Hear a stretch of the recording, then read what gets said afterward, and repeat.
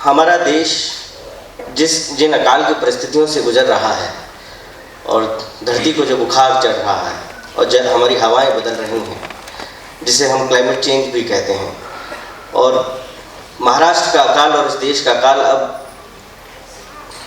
आने वाला बनता रहेगा और ये साल दर साल आएगा, जिससे वो आज वो निकल रहा है और इसे आप रोक नहीं सकते। लेकिन इसका मतलब ये नहीं है कि इसका आप इलाज भी नहीं कर सकते। हमें एक तो इस सत्य को अस्वीकारना पड़ेगा कि क्लाइमेट चेंज हो रहा है और हमें अपने आप को क्लाइमेट रेजिलिएंट बनाना ही होगा, और वो हम अपनी लाइफस्टाइल और जो भी बदलाव जिनकी ज़रूरत है और जिस भोगवादी संस्कृति के हम उपभोक्ता बनते जा रहे हैं उसे हमें देखना होगा। और एक बार शायद हमें अपने जिस विकास के मॉडल को की तरफ हम जा रहे हैं उसे एक बार हमें टटोलना जरूर पड़ेगा। और जिस पानी की जिस जल के लिए आज ये पुरस्कार मिला, जो पानी, ये विवाद, शेष भाई जी ने भी कहा था कि ये विवाद तीसरा अगर युद्ध होगा तो विश्व युद्ध होगा तो वो होगा। मुझे लगता है लड़ाइयाँ तो चल रही हैं, युद्ध तो हो रहा है इस देश में, कहाँ नहीं हो रहा युद्ध। रोज़ तो कहीं ना कहीं आप देखिए, अखबार उठाइए, आज पानी के लिए यहाँ ये लड़ा, आज पानी के लिए वो लड़ा, और इस छोटे छोटे ग्रह युद्ध शुरू हो चुके हैं और उनका कारण है पानी।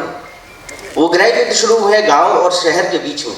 अगर आप देखें कि आज आप यहाँ मुंबई में बैठ के किसका पानी पीते हैं, तो वाकई में बताइए, क्या वाकई में आप आपका खुद का पानी पीते हैं? आपका पानी किसी भी शहर के, किसी दूसरे जिले के कहीं बांध में पानी इकट्ठा होगा, वहाँ से आज आपका पानी आ रहा है। तो ये लड़ाइयाँ तो पनपने वाली हैं। पानी खेती को जाए कि उद्योग को जाए, ये लड़ाइयाँ होंगी। पानी दबंगों के पास रहे कि पानी उस व्यक्ति के पास रहे जिसको जो पानी पी भी नहीं सकते।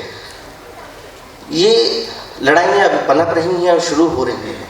समुदायों के बीच लड़ाई होगी पानी के लिए, और ये छोटे छोटे गृह युद्ध शुरू हो चुके हैं। बाद में विश्व युद्ध तो कब होगा, कब किसने देखा? मेरे ख्याल से यही पूरी कौम को ये छोटे छोटे गृह युद्ध ही लेके आएंगे। अभी हम आपस में राज्य लड़ रहे हैं। राजस्थान के साथ पंजाब लड़ रहा है, गुजरात के साथ मध्य प्रदेश लड़ता है, कहीं ना कहीं जल विवाद हो रहे हैं। तमिलनाडु और कर्नाटका का विवाद, 50 साल इस देश को आज़ाद हुए हम आज तक नहीं सुलझा पाए। तो आप देखिए, मतलब हम 50 साल में एक छोटा सा विवाद नहीं सुलझा पाए, तो आगे होने क्या वाला है और हम किन परिस्थितियों में जा रहे हैं। अभी मेरे बड़े भाई ने कहा कि हम समुद्र को डिसैलिनाइज कर सकते हैं। हमारी खुद की नदियां तो हम मार रहे हैं, हमारे शहर की नदियां मर रही हैं, हमने उन्हें गंदा नाला बना दिया है। उसमें हम अपना जितनी हमारी खुद की जो नहा धो के जो गंदगी होती है, हम खुद तो स्वच्छ रहते हैं, हमारी सारी गंदगी हम उनमें डाल रहे हैं। समुद्र में भी तो वही पानी जा रहा है। आप किसे डिसैलिनाइज करेंगे? और समुद्र का डिसैलिनाइज करना वाकई में इतना होता है कि जब समुद्र को डिसैलिनाइज करते हैं तो उसमें जितना कंसंट्रेशन होता है, आप उस कंसंट्रेटेड वाटर को फिर दोबारा उस समुद्र में डालेंगे, उसकी एक्वेटिक लाइफ का होगा क्या?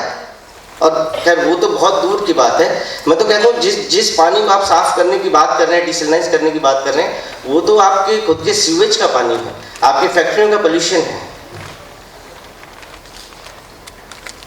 ऐसा नहीं है कि हमारे देश में बारिश नहीं है, भगवान हमें काफ़ी बारिश देते हैं और पानी की ट्रेनों से प्यास नहीं बुझती है। प्यासी हमारी धरती माँ है। आज हमें आज अपनी प्यास बुझाने से पहले अपनी धरती माँ की प्यास बुझाने का काम करना होगा। उसकी प्यास बुझाइए और आप विश्वास मानिए, ये धरती की अगर प्यास बुझी तो वो खुद पूरा पानी नहीं पीती है, माँ अपने बच्चों को ही पानी पिलाती है और वो पानी उसके सुख, समृद्धि, संस्कृति, सब विकास में काम आता है। और हमारी तो जितनी सभ्यता और संस्कृति है वो पनपी ही पानी के भरोसे है, उसी के किनारे तो पनपी हैं हमारी संस्कृतियाँ। और आज जब यही पानी गंदा होके नाले की तरह बह रहा है तो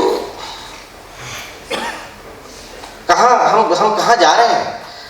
ये संस्कृति में हमारे जो संस्कार, हमारा जो ज्ञान था, ज्ञान से जिस ज्ञान को हम अपने संस्कारों में लेके आए और उनसे संस्कृति का विकास हुआ, और उन संस्कृतियों के विकास से हम जिस सभ्यता का निर्माण कर रहे हैं, हम क्या अपना इतिहास लिखेंगे या क्या हमारी आगे की पीढ़ियां हमारे बारे में कहेंगी कि हमारे बड़े पुरखे ये कर गए?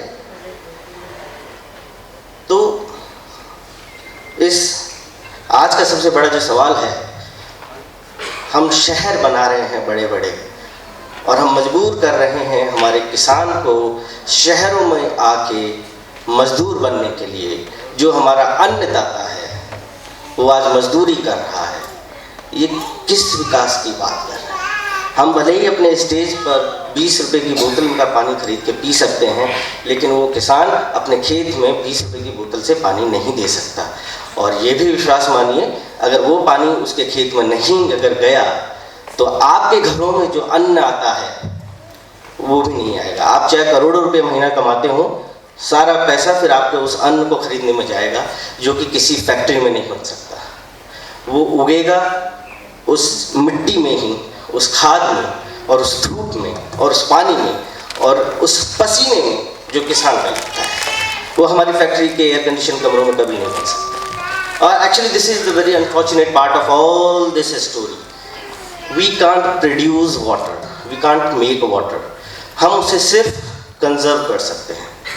अभी भी समय है। हमारी जो नदियाँ जिनको हम बाहर निकलेंगे और जिन नालों को आप पार करते हैं, हम अपनी 6-6 लेन की रोड में, वो कभी नाले नहीं थे, वो नदियाँ ही थी। अगर हम उनको वो सम्मान जो हम तथाकथित कहते हैं, माँ गंगे, माँ कावेरी, माँ गोदावरी, माँ नर्मदे, इन्हीं को अगर हम बचा लें, इससे बड़ा भ्रष्टाचार और क्या होगा। हम अपनी नदियों को नाला बना रहे हैं। मुंबई के लोग इतना सब कुछ, पूरा देश, पूरा दुनिया मुंबई की तरफ देखती है। विकास हम देखते हैं, कभी नीचे भी तो झुक के देखिए। हमारा जिन बड़े बड़े आलीशान और जिन महलों में हम नहाते हैं, धोते हैं, उनका पानी जाता कहाँ है? और क्या वाकई में वो पानी इसी तरह नदियों में बह जाने के लिए होता है? और इस सब का जो प्रभाव पड़ रहा है वो सिर्फ हमारे स्वास्थ्य पे तो जो पड़ रहा है, लेकिन जिस समुद्र में वो पानी जा रहा है उसकी एक्टिविटी लाइफ का क्या हो रहा है, उसका तो खैर हम कल्पना नहीं कर सकते। जब हमें अपने ही स्वास्थ्य की चिंता नहीं है, अगर हमें अपने स्वास्थ्य की इतनी चिंता होती तो फिर हम अपनी नदियों को बचा रहे होते। खैर, बहुत लंबी बातें हैं और इतने आज के पावन दिन पर, आज के पावन दिवस पर मैं कार्यक्रम के आयोजकों को फिर दोबारा से धन्यवाद देता हूँ। और इस तरह के प्रयास होते रहने चाहिए, सतत चलने चाहिए। जैसा मैंने पहले कहा कि ये सारे जो भी प्रयास होते हैं, ये कहीं ना कहीं सामाजिक नेतृत्व को सींचने का काम करते हैं, और जो शायद काम आप न कर पाए वो सामाजिक लोग करते हैं। इस सभी के साथ आप सभी को